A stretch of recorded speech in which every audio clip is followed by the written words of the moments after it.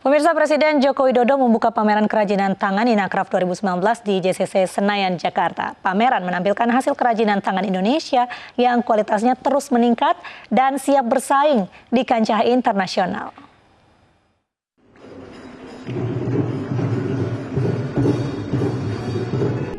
Presiden Joko Widodo resmi membuka pameran International Handicraft Trade Fair atau Inacraft 2019. Jokowi hadir didampingi Ibu Negara, Gubernur DKI Jakarta Anies Baswedan, Menteri Perindustrian Airlangga Hartarto, Mensesnek Pratikno, serta Kepala Badan Ekonomi Kreatif Triawan Munaf. Setelah menyampaikan pidatonya, Jokowi juga menyempatkan berkeliling pameran melihat kerajinan tangan hasil karya anak bangsa yang dipamerkan di Jakarta Convention Center tadi pagi. Jokowi menilai pameran tahunan ini telah naik kelas dari tahun ke tahun, baik dari segi kualitas, kapasitas produksi, hingga daya saing di kancah internasional. Pasar ekspor dari sektor kerajinan tangan menurut Jokowi telah meningkat dengan menempati 1,26% dari total pangsa pasar kerajinan dunia. Peluang Indonesia pun dinilai masih sangat besar. Kerajinan Indonesia terus naik kelas, naik kapasitas produksinya, naik kualitasnya, naik daya saingnya, naik desainnya, dan naik pamornya, utamanya untuk kualitas ekspornya. Dan tadi sudah disampaikan bahwa jumlah IKM kerajinan ini sudah mencapai 700.000 unit usaha yang menyerap hampir 1,3 juta tenaga kerja. Ekspornya juga terus meningkat.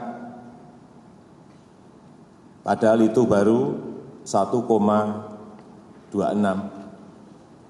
dari total pangsa pasar dunia. Masih sangat kecil sekali dan masih bisa kita tingkatkan lebih besar lagi. Pemerintah saat ini tengah mengembangkan Inacraft berbasis online untuk menjangkau penjualan di era digital saat ini. Dengan sistem penjualan online, Jokowi berharap pangsa pasar kerajinan tangan Indonesia diharapkan bisa semakin luas. Dari Jakarta, Disa Amora, Fakih Satrio, iNews melaporkan. Calon Presiden nomor urut 02 Prabowo Subianto bertemu tokoh politik di hari ulang tahun Kopassus ke-67. Prabowo pun bernostalgia saat menjadi prajurit kala ia masih muda.